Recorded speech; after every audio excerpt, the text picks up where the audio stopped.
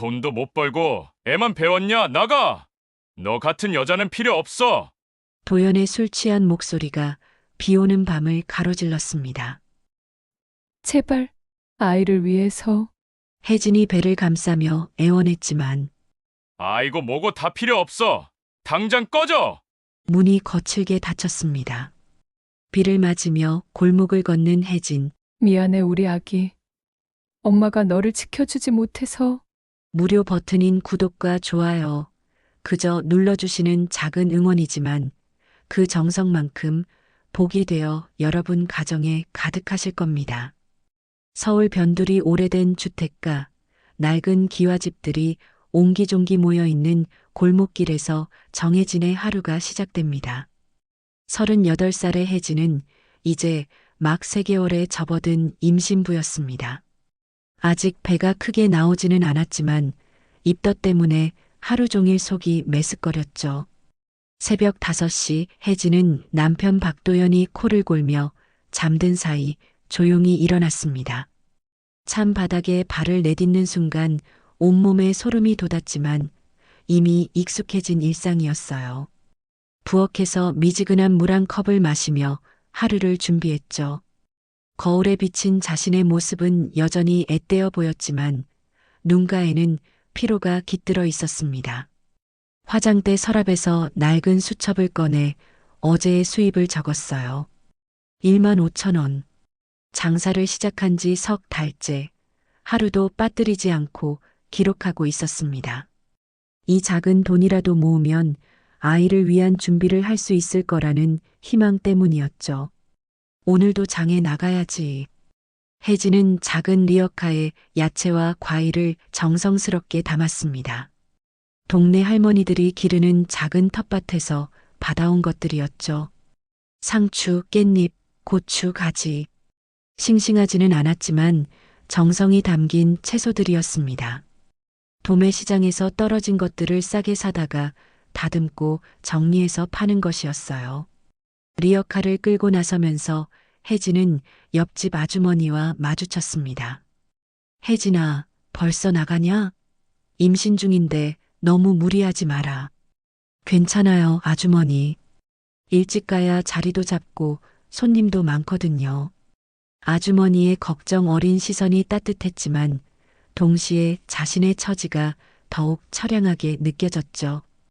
다른 집 아낙네들은 이 시간에 남편이 출근 준비를 도와주고 있을 텐데 혜진은 혼자서 무거운 리어카를 끌고 있었어요. 장터로 향하는 길, 혜진의 마음은 복잡했습니다. 남편 도연은 한때 작은 중소기업을 운영했던 사람이었어요. 20대 후반부터 시작한 사업이 처음에는 꽤 잘 되는 듯 했죠. 직원도 10명 정도 두고 작은 사무실도 없고 그때만 해도 혜진은 행복했습니다. 결혼 초기 몇 년은 정말 달콤했어요. 도연은 사업가답게 당당했고 혜진을 아끼고 사랑한다는 표현도 자주 했죠. 주말이면 드라이브를 하거나 맛있는 식당에 데려가기도 했어요. 혜진은 그때의 행복했던 기억들을 아직도 마음 한구석에 고이 간직하고 있었습니다. 하지만 연이은 사업 실패로 모든 것이 무너져 내렸어요. 첫 번째 사업이 부도나고 두 번째로 시작한 일마저 제대로 되지 않으면서 빚만 눈덩이처럼 불어났습니다. 거래처에서 외상값을 받지 못하고 은행 대출은 연체되기 시작했죠. 이제 도연은 하루 종일 집에 있으면서 술로 세월을 보내고 있었어요. 장터에 도착한 혜진은 익숙한 자리에 좌판을 펼쳤습니다. 모포 위에 야채들을 예쁘게 정리해서 놓고 가격표도 손으로 직접 써서 붙였어요. 단골 할머니들이 하나둘 찾아왔습니다. 혜진아, 오늘은 얼굴이 좀 나아 보이네. 네, 할머니. 고추 싱싱한 걸로 골라드릴게요. 임신 중인데 이렇게 나와서 장사하기 힘들지? 남편은 뭐 하고 있어? 혜진은 씁쓸한 미소를 지었습니다. 할머니들의 따뜻한 관심이 고마웠지만 남편 얘기가 나올 때마다 마음이 무거워졌어요. 뭐라고 대답해야 할지 몰라서 그냥 웃기만 했죠. 할머니, 이 상추 보세요. 벌레 먹지도 않고 정말 좋은 거예요.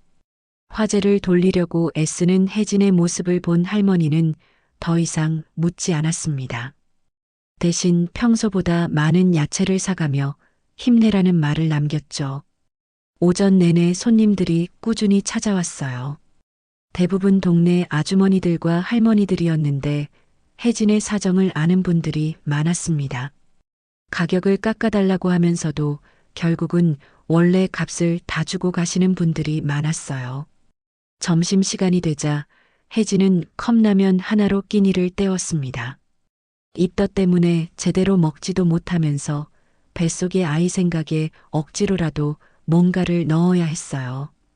뜨거운 라면 국물을 호호 불어가며 먹는데 문득 눈물이 핑 돌았습니다. 우리 아기, 엄마가 잘 못 챙겨줘서 미안해. 혜진은 아직 나오지도 않은 배를 쓰다듬으며 속삭였습니다. 이 아이만큼은 제대로 키워보고 싶다는 마음이 간절했어요. 자신처럼 불안하고 힘든 환경에서 자라게 하고 싶지 않았죠. 오후에는 손님이 뜸했습니다. 혜진은 리어카 옆에 작은 의자를 놓고 앉아서 뜨개질을 했어요. 아이를 위한 작은 모자를 만들고 있었습니다. 노란색 털실로 뜨고 있는 모자는 아직 반밖에 완성되지 않았지만 만지고 있으면 마음이 따뜻해졌어요. 저녁 무렵 남은 야채들을 정리하면서 혜진은 하루 수입을 계산했습니다. 오늘은 운이 좋아서 2만 원을 벌었어요. 마음이 한결 가벼워졌죠. 오후 4시쯤 장사를 마치고 집으로 돌아온 혜진을 맞이한 건 술 냄새였습니다. 현관문을 열자마자 코를 찌르는 냄새에 입덧이 더 심해졌어요. 도연은 거실 소파에 누워 텔레비전을 보고 있었습니다. 맥주병 몇 개가 탁자 위에 굴러다니고 있었죠. 당신 식사는 하셨어요? 귀찮으니까 그냥 라면이나 끓여줘. 도연의 목소리는 차갑고 무뚝뚝했습니다. 눈도 마주치지 않았어요. 예전에는 혜진이 힘들어하면 걱정해주던 다정한 남편이었는데 언제부터인가 완전히 다른 사람이 되어버렸습니다. 혜진은 부엌에서 라면을 끓이며 눈물을 참았습니다. 뜨거운 김이 얼굴을 덮었지만 마음은 더욱 차가워져만 갔죠. 계란 하나를 더 넣고 대파도 썰어서 넣었어요. 그래도 남편이니까 조금이라도 잘 먹였으면 하는 마음에서였습니다. 저녁을 먹는 동안 도연은 한마디도 하지 않았습니다. 혜진이 임신 소식을 전했을 때의 그 차가운 반응이 아직도 마음에 상처로 남아 있었어요. 아이, 지금 우리 형편에? 그때 도연의 표정은 기쁨이 아니라 짜증이었습니다. 마치 혜진이 짐을 하나 더 지워주는 것처럼 여기는 것 같았어요. 그날 밤 혜진은 작은 침실에서 남편의 등을 바라보며 다짐했습니다. 뱃속의 이 아이만큼은 반드시 지켜야 해. 어떤 일이 있어도. 그날 밤부터 도연의 술버릇이 더욱 심해졌습니다. 새벽 2시가 넘어서야 집에 들어오는 일이 잦아졌고 들어올 때마다 혜진을 깨워 트집을 잡기 시작했어요. 야, 정혜진. 오늘 얼마 벌었어? 2만 원이요. 고작 2만 원? 하루 종일 나가서 그것밖에 못 벌어? 도연의 목소리에는 분노가 섞여 있었습니다. 혜진은 이불을 머리까지 끌어올리며 대답을 피하려 했지만 도연은 계속해서 잔소리를 늘어놓았어요. 다른 집 마누라들은 얼마나 벌어오는지 알아? 넌 임신했다고 핑계만 대고. 이런 일이 며칠 계속되자 혜진의 몸은 더욱 지쳐갔습니다. 입덧은 심해지고 밤에 제대로 잠을 잘 수도 없었어요. 그래도 아침이 되면 어김없이 장터로 나갔죠. 집에 있으면 도연과 마주쳐야 했고 그것보다는 바깥에서 일하는 게 나았거든요. 어느 화요일 아침 혜진이 리어카를 끌고 나가려는데 도연이 불쑥 나타났습니다. 술 냄새가 진동했어요. 어디가? 장터요. 평소처럼. 장터에서 구걸하러 가는 거지? 창피하지도 않아? 혜진의 얼굴이 빨갛게 달아올랐습니다. 동네 사람들이 쳐다보는 것이 느껴졌어요. 하지만 참았습니다. 싸우면 더 시끄러워질 게 뻔했거든요. 당신도 일 좀 찾아보세요. 일? 내가 무슨 일을 하겠어? 이 꼴로. 도연은 자신의 몰골을 가리키며 비웃었습니다. 며칠째 씻지 않은 머리, 구겨진 옷, 초췌한 얼굴. 정말로 일할 수 있는 상태는 아니었어요. 그날 장터에서 혜진은 평소보다 말수가 적었습니다. 단골 할머니들이 걱정스럽게 물어봐도 괜찮다는 말만 반복했어요. 하지만 속으로는 불안감이 커져갔습니다. 이대로 계속 가다간 정말 큰일이 날 것 같아. 점심때쯤 혜진은 갑자기 어지러움을 느꼈습니다. 앉아있던 의자에서 일어서려다가 그만 비틀거렸어요. 옆에서 과일을 파시던 아주머니가 급히 달려와 혜진을 부축했습니다. 혜진아, 괜찮니? 얼굴이 하얗게 질렸네. 아니에요, 괜찮아요. 그냥 조금 어지러웠을 뿐이에요. 하지만 몸의 신호는 점점 더 심각해졌습니다. 입덧도 심해지고 밥맛도 없고 밤에는 잠도 제대로 못 자고 이 모든 게 쌓여서 몸이 한계에 다다르고 있었어요. 그날 저녁 집에 돌아온 혜진은 도연이 친구들과 함께 술을 마시고 있는 걸 발견했습니다. 거실은 담배 연기로 자욱했고 안주로 시킨 치킨 뼈다귀들이 테이블 위에 어지럽게 널려 있었어요. 야, 마누라 왔네. 소주 한 병 더 사와. 도연의 친구 중 한 명이 혜진을 보며 말했습니다. 혜진은 가방에서 오늘 번 돈을 꺼내려다가 망설였어요. 이 돈으로 또 술을 사라고 하는 건가 싶어서였죠. 돈이 없어요. 없긴 뭘 없어. 장사했잖아. 병원에 가야 해서요. 아이 때문에. 그 순간 도연의 표정이 확 변했습니다. 친구들 앞에서 체면이 구겨졌다고 생각한 것 같았어요. 아이. 맨날 아이 핑계야? 핑계가 아니라 정말로. 닥쳐. 임신했다고 여왕이 된 줄 알아? 도연이 갑자기 소리를 질렀습니다. 친구들도 당황한 표정을 지었어요. 혜진은 더 이상 참을 수 없어서 방으로 들어갔습니다. 그날 밤 도연은 새벽 3시가 넘어서야 잠들었습니다. 혜진은 그 시간까지 잠 못 이루고 천장을 바라보며 생각했어요. 정말로 이대로는 안 되겠다. 무언가 바뀌어야 해. 며칠 뒤 금요일 저녁 운명의 그날이 찾아왔습니다. 하늘에서는 보슬보슬 비가 내리고 있었어요. 혜진은 평소보다 일찍 장사를 접고 집으로 향했습니다. 비 때문에 손님도 별로 없었고 몸도 더욱 피곤했거든요. 집 앞에 도착했을 때 이상한 예감이 들었습니다. 거실 불빛이 평소와 다르게 깜빡거리고 있었어요. 문을 열자마자 술 냄새와 함께 도연의 목소리가 들려왔습니다. 야, 정혜진. 도연은 완전히 취해 있었습니다. 평소보다 훨씬 심하게 취해서 제대로 서 있기도 힘들어 보였어요. 소주병 4개가 탁자 위에 비어 있었습니다. 당신 너무 많이 드신 것 같아요. 물 좀 마셔요. 혜진이 부엌으로 향하려는 순간 도연이 혜진의 팔을 거칠게 붙잡았습니다. 물은 무슨. 너 때문에 내가 이 꼴이 된 거 몰라? 제가 뭘 어떻게 했다고. 임신하고 나서 완전히 달라졌어. 돈도 제대로 못 벌어오고 집안일도 제대로 안 하고. 도연의 목소리가 점점 커졌습니다.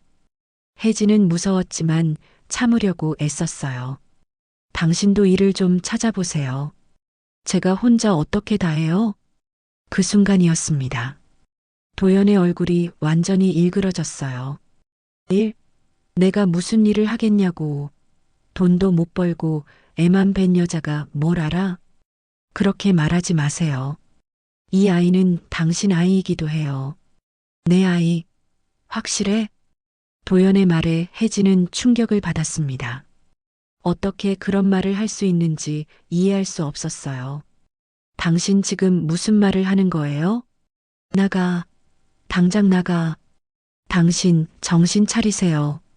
나가라고. 너 같은 여자는 필요 없어. 도연이 혜진을 문 쪽으로 밀쳤습니다. 혜진은 비틀거리며 벽에 부딪혔어요. 배를 감싸주며 몸을 웅크렸습니다. 제발, 아이 때문이라도. 아이고 뭐고 다 필요 없어. 당장 꺼져. 비가 점점 더 세게 내리기 시작했습니다. 혜진은 떨리는 손으로 현관문을 열었어요.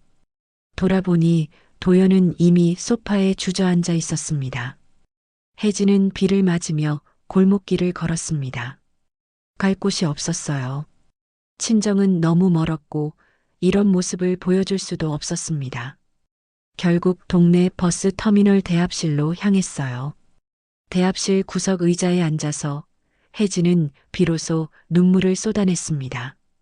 배를 쓰다듬으며 작은 소리로 중얼거렸어요. 미안해, 우리 아기. 엄마가 너를 지켜주지 못해서.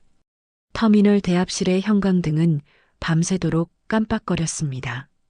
혜진은 딱딱한 플라스틱 의자에 몸을 웅크리고 잠들려고 애썼지만 추위와 불안감 때문에 제대로 잠들 수 없었어요. 새벽 5시쯤 되어서야 간신히 얕은 잠에 빠져들었습니다. 아침 햇살이 대합실 창문으로 스며들 무렵 혜진은 누군가의 시선을 느끼며 깨어났습니다. 눈을 뜨자 중년 남성 한 분이 자신을 내려다보고 있었어요.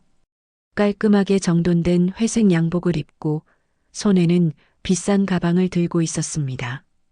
괜찮습니까? 남자의 목소리는 차분했지만 어딘지 냉랭한 느낌이 들었어요.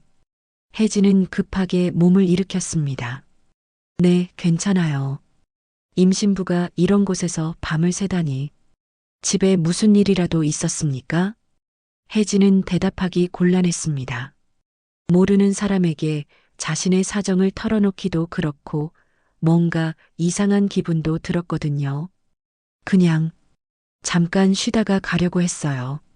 남자는 혜진을 한참 바라보더니 작은 미소를 지었습니다.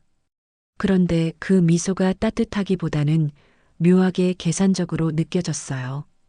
혹시 박도연 씨 부인이 아닙니까?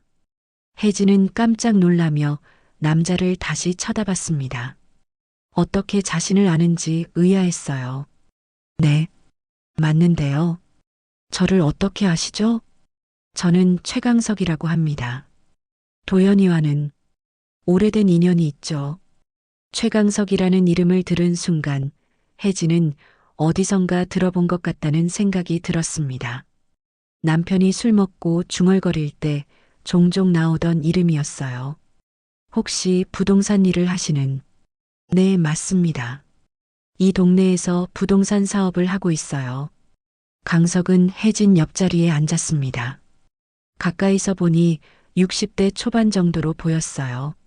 얼굴에는 세월의 흔적이 있었지만 눈빛만은 여전히 날카로웠습니다.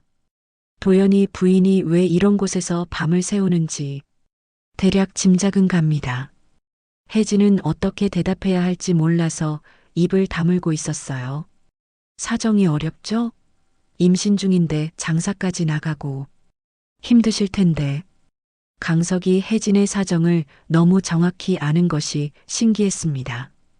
동네가 작다고 해도 이렇게까지 자세히 알 수 있을까 싶었어요. 저희 사정을 어떻게 그렇게 잘 아세요? 이 동네에서 오래 살았거든요. 그리고 도연이와는 특별한 관계이기도 하고 강석의 말에는 묘한 뉘앙스가 담겨 있었습니다.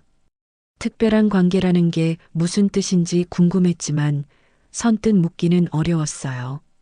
아무튼 임신부가 이런 곳에서 자면 안 되죠.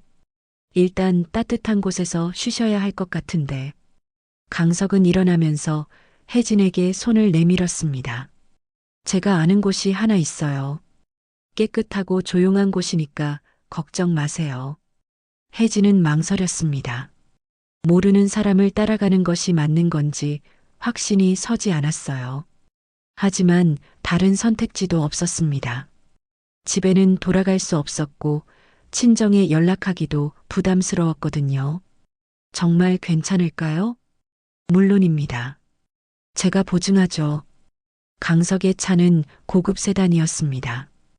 혜진은 조수석에 앉으면서도 계속 불안했어요. 이 사람이 정말 믿을 만한 사람인지 확실하지 않았거든요. 차 안에서 강석은 라디오를 틀어놓고 별말을 하지 않았습니다. 혜진도 창밖을 바라보며 조용히 있었어요. 동네를 벗어나 조금 더 한적한 곳으로 가는 것 같았습니다. 10분 정도 달린 후 차는 작은 빌라 앞에 멈췄습니다. 2층 건물이었는데 깔끔하게 관리되어 있었어요. 여기에요. 지금은 비어있는 방이 있거든요. 강석은 혜진을 2층으로 안내했습니다. 방은 원룸 형태였는데 생각보다 깨끗하고 햇볕도 잘 들었어요. 기본적인 가구들도 갖춰져 있었습니다. 당분간 여기서 지내세요. 월세는 신경 쓰지 마시고. 그럴 순 없어요. 제가 어떻게 공짜로. 괜찮습니다. 도연이와 제가 원수 사이라는 걸 아시죠? 혜진은 고개를 끄덕였습니다. 남편이 강석을 미워한다는 건 알고 있었어요. 하지만 원수의 아내라고 해서 길바닥에 나앉게 할 수는 없잖아요. 특히 임신 중인데. 강석의 말에는 진심이 담겨 있는 것 같았습니다. 하지만 동시에 뭔가 다른 의도가 있는 것 같기도 했어요. 왜 저를 도와주시려고 하는 거예요? 강석은 잠깐 생각하는 듯 하더니 창문 쪽을 바라봤습니다. 글쎄요. 옛날 생각이 나서 그런가 봅니다. 옛날 생각이요? 도연이와 제가 처음 만났을 때 얘기예요. 그때는 서로 친했거든요. 혜진은 놀랐습니다. 남편과 강석이 친했던 적이 있다니 전혀 몰랐던 사실이었어요. 친했다고요? 네, 아주 친했죠. 사업도 함께 했었고. 하지만 그게 문제가 되었어요. 강석의 목소리에 쓸쓸함이 배어 있었습니다. 무슨 일이 있었던 거예요? 도연이가 저를 속였어요. 사기를 친 거죠. 그 바람에 저는 모든 걸 잃었습니다. 혜진은 할 말을 잃었습니다. 남편이 그런 일을 저질렀다니 믿기 어려웠어요. 하지만 지금 와서 보니까 그때 도연이도 어렸고 상황이 복잡했어요. 완전히 도연이 잘못만은 아니었던 것 같아요. 강석은 혜진을 바라보며 말했습니다. 그리고 지금 당신을 보니까 그냥 두고 볼 수가 없더군요. 저를 보니까요? 당신이 무엇도 잘못하지 않았는데 고생하고 있잖아요. 도연이의 잘못 때문에. 혜진의 눈에 눈물이 맺혔습니다. 오랫동안 혼자 견뎌왔던 일들을 누군가가 이해해준다는 게 고마웠어요. 그냥 당분간만 여기서 쉬세요. 몸도 추스르고 아이도 건강하게 지켜야죠. 강석은 방 열쇠를 혜진에게 건네주었습니다. 정말 감사합니다. 꼭 보답하겠어요. 보답은 나중에 생각하고 지금은 건강이 우선이에요. 강석이 나간 후 혜진은 혼자 방에 앉아서 생각했습니다. 이 모든 상황이 꿈 같았어요. 어제까지만 해도 절망적이었는데 갑자기 이렇게 도움을 받게 되다니. 하지만 동시에 불안함도 컸습니다. 강석이 정말 순수한 마음으로 자신을 돕는 건지 아니면 다른 목적이 있는 건지 확실하지 않았거든요. 일단은 감사하게 받아들이자. 아이를 위해서라도. 혜진은 배를 쓰다듬으며 마음을 다잡았습니다. 혜진이 강석의 빌라에서 지낸 지 사흘이 지났습니다. 처음으로 푹 잠을 자고 따뜻한 밥을 제대로 먹으니 몸이 한결 나아지는 것 같았어요. 입덧도 조금씩 줄어들고 얼굴에도 생기가 돌기 시작했습니다. 하지만 마음 한구석에는 여전히 불안감이 자리하고 있었어요. 도연은 어떻게 지내고 있을까? 정말 이렇게 있어도 되는 건가 하는 생각들이 머릿속을 맴돌았습니다. 그날 아침 혜진은 근처 병원에서 정기 검진을 받았습니다. 강석이 병원비까지 내주겠다고 해서 미안했지만 아이 건강이 우선이라고 생각했어요. 태아 상태가 많이 좋아졌네요. 지난번보다 훨씬 안정적이에요. 의사의 말에 혜진은 안도했습니다. 그동안 스트레스와 영양 부족으로 아이에게 안 좋은 영향을 주지 않았나 걱정했거든요. 병원에서 나오는 길, 혜진은 우연히 동네 아주머니 한 분과 마주쳤습니다. 평소에 장터에서 자주 보던 분이었어요. 어머, 혜진아. 요즘 어디서 지내고 있어? 며칠째 장터에서 안 보이더라. 혜진은 당황했습니다. 뭐라고 대답해야 할지 몰랐어요. 아, 그냥 몸이 좀 안 좋아서요. 그래도 집에 있으면 되지. 왜 밖에 돌아다녀? 도연이는 뭐해? 아주머니의 질문에 혜진은 더욱 곤란해졌습니다. 그때 뒤에서 강석의 목소리가 들려왔어요. 혜진 씨, 검진은 어떻게 나왔습니까? 아주머니는 강석을 보자 깜짝 놀란 표정을 지었습니다. 동네에서 강석을 모르는 사람은 없었거든요. 어머, 최 사장님이시네요. 혜진이와 무슨 일이라도. 강석은 자연스럽게 대답했습니다. 혜진 씨가 몸이 안 좋다고 해서 병원에 모셔다 드렸습니다. 아주머니는 의아한 표정으로 두 사람을 번갈아 봤어요. 뭔가 이상하다는 눈빛이었습니다. 그날 오후 동네에는 소문이 퍼지기 시작했습니다. 혜진이가 최강석이랑 같이 다닌다더라. 설마 그럴 리가. 임신 중인데. 아니야, 내가 직접 봤어.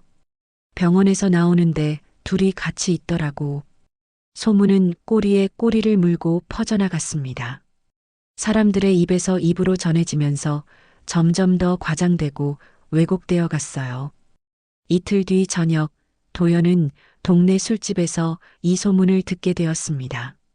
술 친구들이 수군거리는 소리를 우연히 들은 거였어요. 야, 박도연. 내 마누라 요즘 어디 있는지 알아? 왜? 최강석이랑 붙어 다닌다는 소문이 있던데. 도연은 술잔을 내려놓고 친구들을 쳐다봤습니다. 무슨 소리야? 아니야, 그냥 소문이겠지. 설마 혜진이가 그럴 리가. 하지만 도연의 머릿속에는 의심이 자리 잡기 시작했습니다. 혜진이 집을 나간 지 며칠 동안 연락도 없었거든요. 처음에는 금방 돌아올 줄 알았는데 이렇게 오래 있을 줄은 몰랐어요. 그날 밤 도연은 잠을 이루지 못했습니다. 술을 더 마셨지만 잠은 오지 않았어요. 계속해서 최강석과 혜진의 모습이 머릿속에 떠올랐습니다. 다음 날 아침 도연은 강석을 찾아갔습니다. 강석의 부동산 사무실은 동네 번화가에 있었어요. 유리창 너머로 강석이 책상에 앉아 있는 게 보였습니다. 도연은 사무실 문을 거칠게 열고 들어갔습니다. 최강석? 강석은 천천히 고개를 들어 도연을 쳐다봤습니다. 전혀 놀라는 기색이 없었어요. 오래간만이네, 도연아. 내 마누라 어디 있어? 내 마누라? 아, 혜진 씨 말이구나. 강석의 태도는 여전히 침착했습니다. 어디 있냐고. 안전한 곳에 있어. 걱정하지 마. 도연은 주먹을 불끈 쥐었습니다. 무슨 권리로 내 마누라를 데려간 거야? 데려간 게 아니라 도움을 준 거지. 임신부가 터미널에서 밤을 새우고 있는데 그냥 둘 수는 없잖아. 강석의 말에 도연은 할 말을 잃었습니다. 혜진을 집에서 내쫓은 건 자신이었거든요. 그래도 넌 안 돼. 왜 안 되는데? 너는 우리 가족을 망친 원수야. 강석은 의자에서 일어나 도연 앞으로 다가왔습니다. 원수? 누가 누구의 원수라고? 20년 전 일을 잊었어? 내가 나한테 한 짓을? 강석의 표정이 변했습니다. 지금까지의 침착함이 사라지고 차가운 분노가 떠올랐어요. 내가 너한테 한 짓? 박도현, 너 정말 후안무치하구나. 뭐라고? 사기친 게 누구야? 거짓말로 내 돈을 빼돌린 게 누구라고? 도연은 뒤로 한 걸음 물러섰습니다.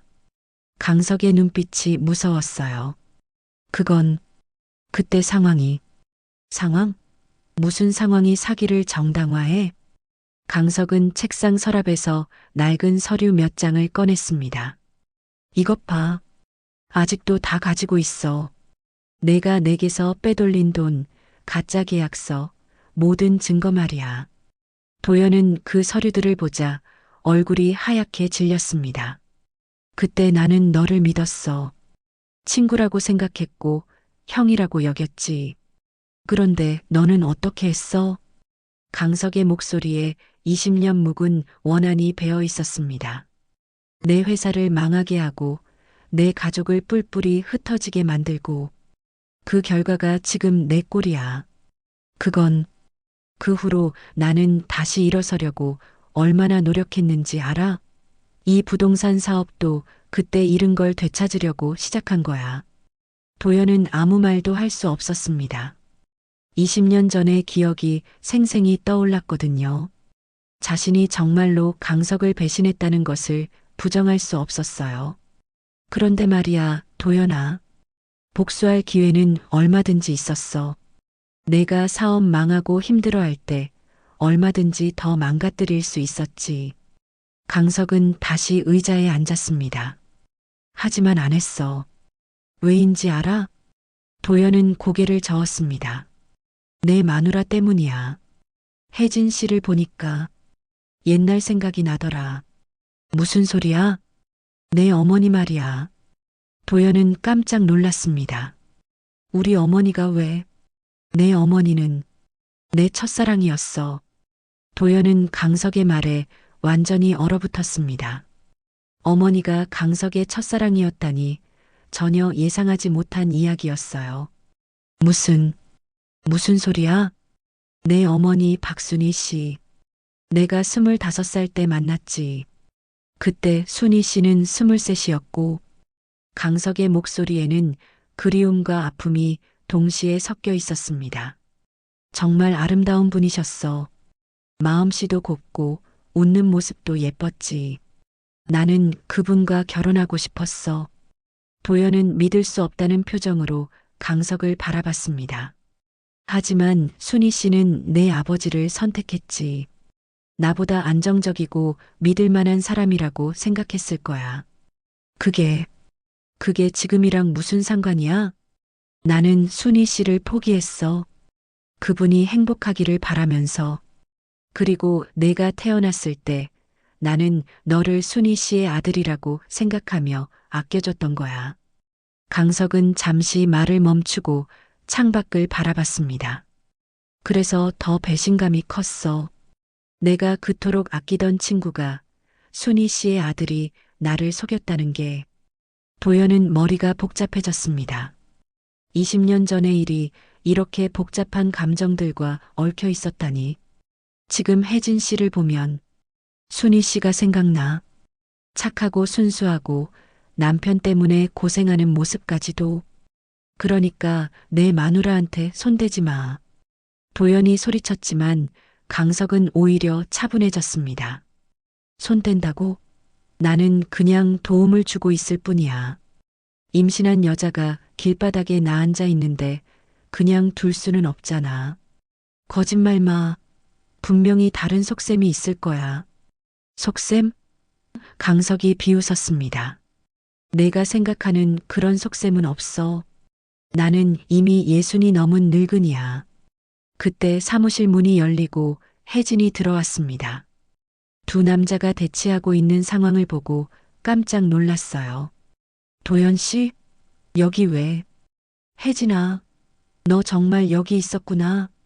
도연은 혜진에게 달려가려 했지만 혜진이 뒤로 물러섰습니다. 당신 술 냄새 나요. 또 마셨죠? 그건 중요한 게 아니야. 집에 가자. 집에요? 저를 쫓아낸 게 당신인데? 혜진의 목소리에는 분노가 섞여 있었습니다. 그동안 참았던 감정들이 터져나오기 시작했어요. 그때는 내가 술에 취해서 미안해. 다시는 그런 일 없을 거야.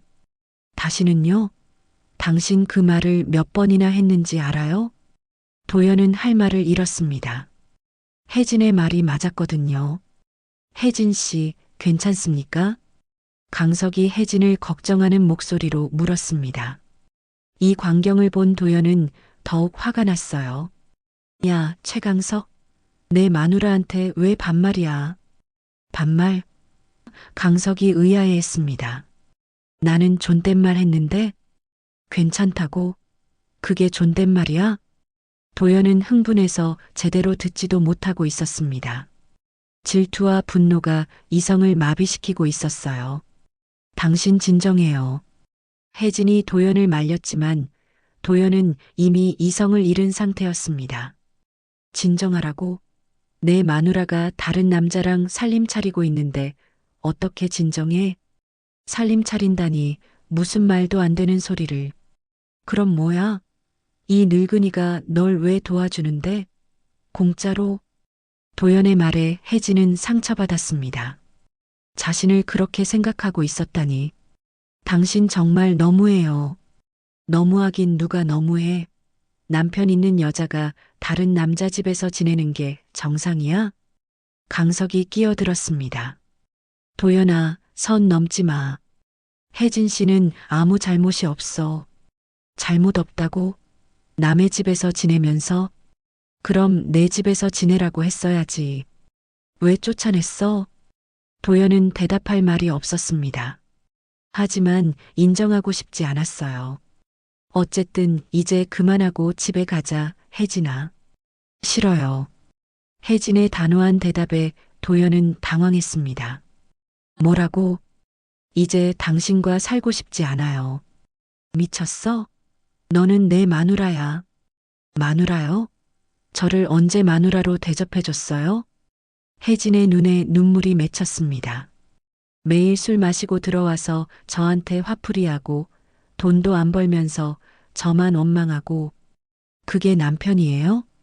나도 힘들어서 그런 거야. 힘들면 같이 이겨나가야 하는 거 아닌가요? 저만 괴롭히지 말고. 두 사람의 목소리가 점점 커졌습니다. 강석은 중간에서 말리려 했지만 쉽지 않았어요. 혜진 씨, 일단 진정하시고. 당신은 빠져. 도연이 강석에게 소리쳤습니다. 이건 우리 부부 문제야. 남이 왜 끼어들어? 남? 혜진 씨가 도움을 요청해서 도와준 건데. 도움을 요청했다고? 혜진아, 그게 사실이야? 혜진은 망설였습니다. 사실 강석이 먼저 도움을 제안한 거였거든요. 그건 대답 못하겠네? 그럼 이 늙은이가 꼬신 거구나. 꼬셨다니요. 강석 씨는 저를 도와주신 거예요. 도와준다고? 공짜로? 세상에 공짜는 없어, 혜진아. 도연의 말에 혜진은 완전히 화가 났습니다. 그럼 당신은 저한테 뭘 해줬어요? 도움은커녕 괴롭히기만 했잖아요. 나는 내 남편이야. 남편이면 다해요? 남편이면 임신한 아내를 밤중에 쫓아내도 되는 거예요? 순간 침묵이 흘렀습니다. 도연도 자신이 한 일이 잘못되었다는 걸 알고 있었거든요. 그때 혜진이 갑자기 비틀거렸습니다. 얼굴이 하얗게 질리더니 주저앉으려고 했어요. 혜진 씨, 강석이 재빨리 혜진을 부축했습니다. 괜찮아요? 아파요. 배가. 혜진이 배를 움켜쥐며 신음했습니다. 도연도 깜짝 놀라 달려왔어요. 혜진아, 괜찮아? 병원에 가야겠어요. 빨리. 강석이 혜진을 부축해서 일으켰습니다. 도연도 다른 쪽을 도우려 했지만 혜진이 거부했어요. 당신은 저리 가요. 혜진아, 내가 미안해. 병원에 같이 가자. 싫어요. 당신 때문에 이렇게 된 거예요. 혜진의 말이 끝나기도 전에 의식을 잃고 쓰러졌습니다. 혜진 씨, 혜진 씨. 강석과 도연이 동시에 혜진을 부르며 흔들었지만 혜진은 깨어나지 않았습니다. 응급실 복도에서 도연과 강석은 나란히 앉아 있었습니다. 두 사람 모두 말 한마디 없이 수술실 불빛만 바라보고 있었어요. 혜진이 응급실로 실려간 지 벌써 2시간이 넘었는데도 아무 소식이 없었습니다. 의사 선생님, 수술실 문이 열리면서 의사가 나오자 도연과 강석이 동시에 일어났습니다. 환자 보호자분이시죠? 네, 남편입니다. 도연이 앞서 대답했지만 의사는 강석도 함께 쳐다봤어요. 산모 상태가 위험합니다.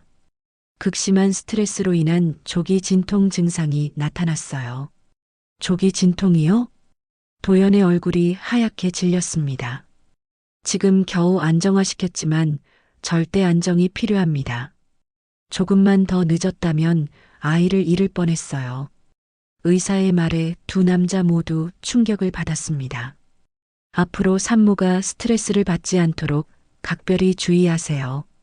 특히 정신적 충격은 절대 금물입니다.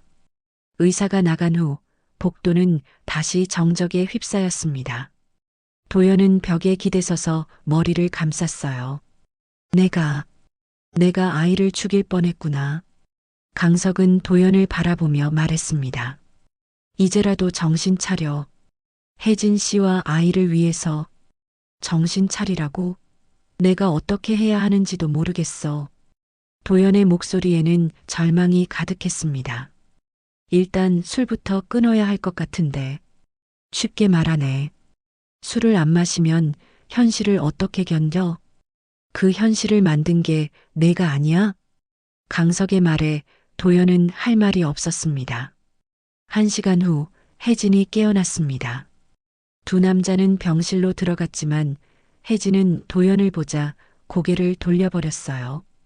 혜진 씨, 괜찮으십니까?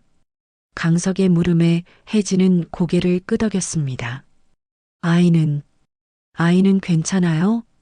다행히 괜찮다고 하네요. 하지만 조심해야 한다고 하더군요. 혜진은 안도의 한숨을 내쉬었습니다. 혜진아, 나 정말 미안해. 도연이 조심스럽게 말했지만 혜진은 여전히 외면했어요. 이제 그만 가세요. 혜진아, 제발 한 번만 봐줘. 내가 정말 잘못했어. 잘못했다고요? 몇 번째 잘못이에요? 혜진의 목소리는 차가웠습니다. 이번엔 정말로 달라질 거야. 술도 끊고 일도 찾아볼게. 그 말도 몇 번 들었는지 알아요?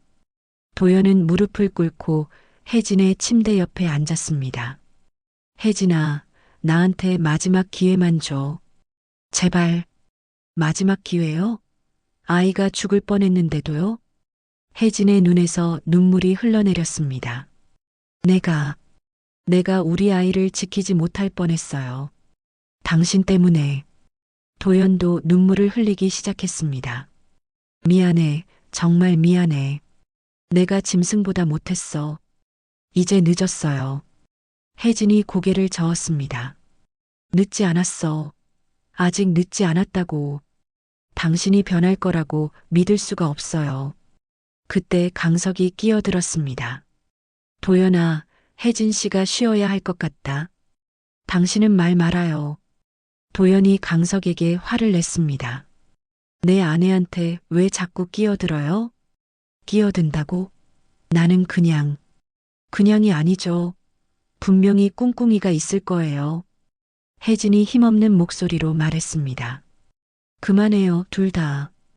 혜진아, 지금 제가 제일 필요한 건 안정이에요. 당신들이 싸우는 소리 듣고 싶지 않아요. 도연과 강석은 입을 다물었습니다. 강석 씨, 그동안 정말 감사했어요. 하지만 이제 그만. 혜진 씨? 저도 혼란스러워요. 뭐가 맞는 건지, 어떻게 해야 하는 건지. 혜진은 천천히 말했습니다. 일단 혼자만의 시간이 필요해요. 생각할 시간이. 혜진아, 집에 가자. 내가 정말 변할게. 변한다고요? 어떻게 변할 건데요? 혜진이 도연을 똑바로 쳐다봤습니다. 술 끊을 수 있어요? 정말로? 끊을 수 있어. 일 찾을 수 있어요? 찾을 수 있다고. 그럼 지금 당장 증명해 보세요. 도연은 당황했습니다. 지금 당장이라니. 말로만 하지 말고 행동으로 보여주세요. 그때까지 저는 강석 씨 집에서 지낼 거예요. 그럴 순 없어. 왜요? 남편이 있는데 다른 남자 집에서 지내는 게 말이 돼? 혜진은 씁쓸하게 웃었습니다. 남편이 있다고요? 어디에요? 여기 있잖아. 남편다운 남편이 어디 있냐고요. 도연은 할 말이 없었습니다. 그때 강석이 조용히 말했습니다. 혜진 씨, 제 집에 계시는 건 부담스럽지 않으십니까? 왜 부담스러워요? 사람들이 오해할 수도 있고 이미 오해하고 있어요. 하지만 상관없어요. 혜진은 단호하게 말했습니다. 지금 제게 중요한 건 이 아이예요. 아이를 안전하게 낳는 것. 혜진 씨, 강석 씨가 아니었다면 저는 길바닥에서 아이를 잃었을 거예요. 도연은 그 말을 듣고 주먹을 꽉 쥐었습니다. 알았어. 그럼 내가 증명해 보겠어. 뭐요? 내가 변할 수 있다는 걸. 정말로 내 남편이 될 수 있다는 걸. 도연은 일어서서 문 쪽으로 향했습니다. 한 달만 기다려. 한 달 후에 다시 와서 널 데려갈게. 한 달이요? 그래. 한 달 동안 내가 완전히 새 사람이 되어 올게. 도연이 나간 후 병실은 조용해졌습니다. 정말 괜찮으십니까? 도연이를 그렇게 보내셔도? 강석이 걱정스럽게 물었습니다. 모르겠어요. 하지만 이번엔 정말 마지막이에요. 혜진은 배를 쓰다듬으며 말했습니다. 만약 한 달 후에도 변하지 않으면, 그러면 그때는 정말로 끝내려고요. 강석은 혜진의 결심이 단단하다는 걸 느꼈습니다. 힘드시겠지만 옳은 선택인 것 같습니다. 강석 씨는 왜 저를 도와주시는 거예요? 혜진이 갑자기 물었습니다. 정말 궁금해요. 도연 씨와 원수 사이인데. 강석은 잠시 생각하더니 대답했습니다. 처음에는 복수심 때문이었을지도 모르겠어요. 복수심이요? 도연이를 괴롭히는 방법으로. 혜진은 충격을 받았습니다. 하지만 지금은 아닙니다. 그럼 뭐죠? 진짜로. 당신이 안쓰러워서예요. 강석의 목소리에는 진심이 담겨 있었습니다. 한 달이 흘렀습니다. 혜진은 강석의 빌라에서 조용히 지내며 몸조리를 했어요. 규칙적인 생활과 충분한 휴식 덕분에 건강도 많이 회복되었고 배도 제법 나오기 시작했습니다. 그동안 도연은 한 번도 찾아오지 않았어요. 처음 며칠은 혜진도 궁금했지만 시간이 지나면서 점차 잊어가고 있었습니다. 아니, 잊으려고 애쓰고 있었다는 표현이 더 정확했죠. 강석은 매일 아침 저녁으로 혜진의 안부를 확인했습니다. 병원 진료도 빠뜨리지 않고 챙겨주었고 임신부에게 좋은 음식들도 직접 사다 주곤 했어요. 강석 씨, 이렇게까지 해주시면 안 되는데. 괜찮습니다. 제가 하고 싶어서 하는 일이니까요. 하지만 혜진은 마음 한구석이 불편했어요. 강석의 마음을 알면서도 받아들일 수 없는 자신이 미안했거든요. 어느 일요일 오후 혜진은 빌라 옥상에서 빨래를 널고 있었습니다. 따뜻한 햇살이 기분 좋게 내려쬐고 있었어요. 그때 아래층에서 소란스러운 소리가 들려왔습니다. 야, 최강석? 나왔어. 도연의 목소리였습니다. 혜진은 깜짝 놀라서 아래를 내려다봤어요. 도연이 강석의 사무실 앞에 서 있었는데 한 달 전과는 완전히 다른 모습이었습니다. 깔끔하게 면도를 하고 정장도 말끔하게 차려입었어요. 가방도 새 것으로 바꾼 것 같았고 무엇보다 술 냄새가 나지 않았습니다. 강석이 사무실에서 나왔습니다. 도연이? 어떻게 된 거야? 그 모습이? 약속했잖아. 한 달 동안 새 사람이 되겠다고. 도연의 목소리에는 자신감이 넘쳤습니다. 정말로. 변한 거야? 보면 몰라. 술도 끊었고 일자리도 구했어. 일자리를? 강석이 믿기 어렵다는 표정을 지었습니다. 중소기업에서 영업직으로 들어갔어. 월급은 많지 않지만 성과에 따라 인센티브도 받을 수 있다고 해. 도연은 주머니에서 명함을 꺼내 강석에게 건넸습니다. 진짜네. 강석도 놀란 표정이었어요. 그래서 이제 혜진이를 데려가려고 왔어. 혜진 씨가 가려고 할까?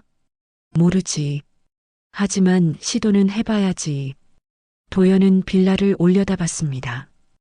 혜진이 옥상에 있는 걸 본 것 같았어요. 혜진아, 내려와. 혜진은 잠시 망설이다가 천천히 아래로 내려갔습니다. 1층에 도착했을 때 도연과 강석이 기다리고 있었어요. 혜진아. 도연이 혜진을 보자 목소리가 떨렸습니다. 한 달 만에 본 아내는 더욱 예뻐 보였거든요. 많이 컸네, 배가. 네. 혜진은 어색하게 대답했습니다. 나 봐. 완전히 달라졌지? 도연이 자신의 모습을 가리키며 말했습니다. 정말로 한 달 전과는 다른 사람 같았어요. 술도 완전히 끊었어. 이 보는 바와 같이 일자리도 구했고, 도연은 혜진에게도 명함을 건넸습니다. 이제 집에 가자. 우리 아이를 제대로 키우자. 혜진은 명함을 받아들고 잠시 바라봤습니다. 정말로 도연의 이름이 적혀 있었어요. 언제부터 일하신 거예요? 2주 전부터. 처음엔 힘들었는데 이제 적응했어. 술은 정말 안 드세요? 한 방울도 안 마셨어. 내가 믿지 못할 줄 알았지만 정말이야. 도연의 눈빛이 진지했습니다. 왜 갑자기 그렇게 변한 거예요? 혜진이 조심스럽게 물었습니다. 너랑 아이를 잃을 뻔해서야. 그때 정신이 번쩍 들었어. 도연은 혜진의 손을 잡으려고 했지만 혜진이 살짝 피했어요. 한 번에 믿어지지 않네요. 그럴 줄 알았어. 그래서 이것도 준비했지. 도연은 가방에서 서류 몇 장을 꺼냈습니다. 뭐예요? 금주서약서야. 공증까지 받았어. 혜진과 강석이 놀랐습니다. 만약 내가 술을 마시면 이혼하고 위자료도 안 받겠다고 써놨어. 정말이에요? 그래. 이제 믿어줘. 혜진은 서류를 살펴봤습니다. 정말로 공증까지 받은 서약서였어요. 그리고 이것도. 도연이 또 다른 서류를 꺼냈습니다. 적금 통장이야. 한 달 동안 모은 돈으로 아이용품 사려고 만들었어. 통장에는 150만 원이 들어 있었습니다. 많은 돈은 아니었지만 도연으로서는 큰 노력이었어요. 혜진아, 나 정말 변했어. 이제 집에 가자. 혜진은 고민에 빠졌습니다. 도연의 변화가 진짜인지 확신할 수 없었지만 그 노력만큼은 인정할 수밖에 없었어요. 강석 씨는 어떻게 생각하세요? 혜진이 강석을 돌아봤습니다.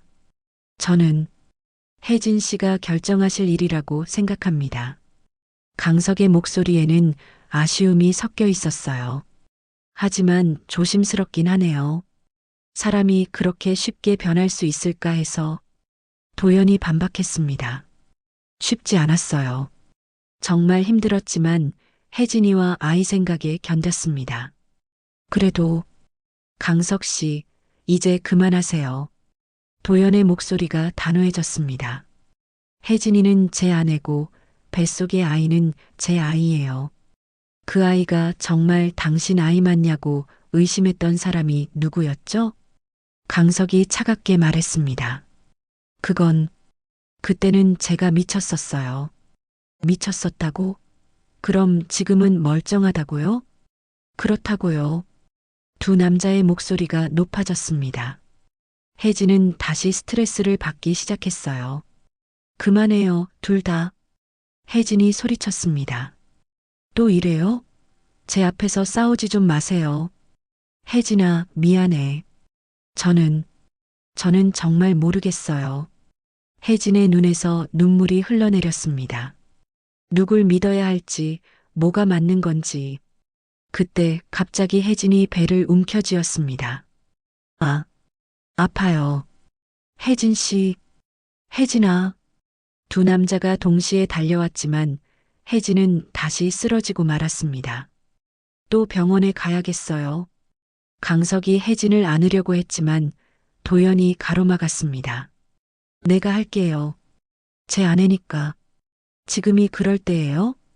언제든지 그럴 때입니다. 두 사람이 혜진을 두고 실랑이를 벌이는 사이 혜진은 희미한 의식 속에서 중얼거렸습니다. 제발 그만해요. 우리 아기. 병원에서 나온 혜진은 한결 안정된 모습이었습니다. 다행히 큰 문제는 없었고 단순한 스트레스성 복통이었다는 진단을 받았어요.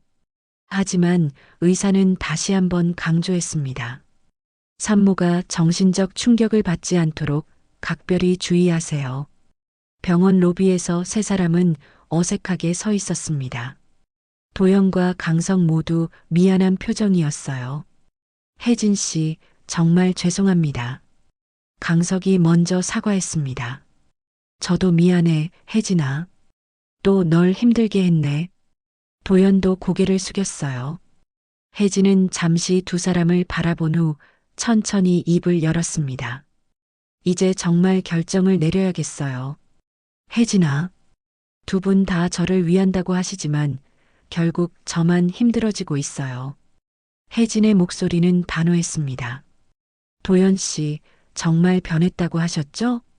그래, 정말로. 그럼 마지막 시험을 하나 해보고 싶어요. 도연은 긴장한 표정으로 혜진을 쳐다봤습니다. 무슨 시험이든 받겠어. 혜진은 강석을 돌아봤습니다. 강석 씨, 도연 씨가 20년 전에 저지른 일에 대해 자세히 말해주세요. 혜진 씨, 그건 정확히 알고 싶어요. 그래야 판단할 수 있을 것 같아요.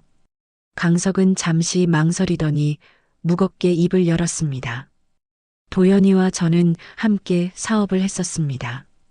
저는 자금을 대고 도연이는 운영을 맡았죠. 도연은 고개를 숙이고 있었어요.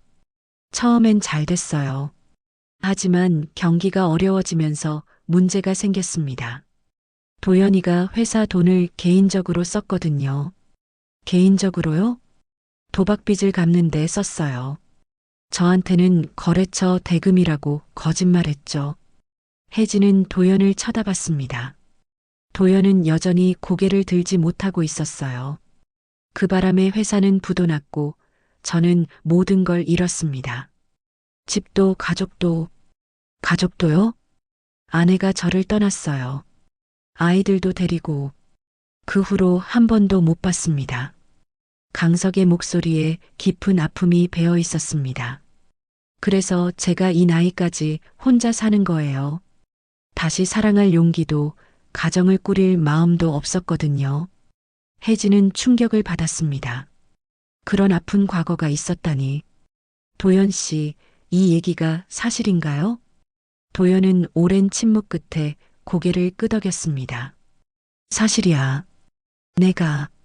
내가 그런 짓을 했어. 왜요? 도박에 빠져서 정신이 없었어. 돈이 필요했는데 다른 방법이 없었거든. 그럼 강석 씨한테 솔직히 말하면 됐잖아요. 말할 용기가 없었어. 실망시키고 싶지 않았고. 도연의 목소리가 떨렸습니다. 결국 더 큰 상처를 주고 말았지만 혜진은 깊게 한숨을 쉬었습니다. 그래서 강석 씨가 저를 도와주신 거군요. 복수하려고. 처음에는 그랬을지도 모릅니다.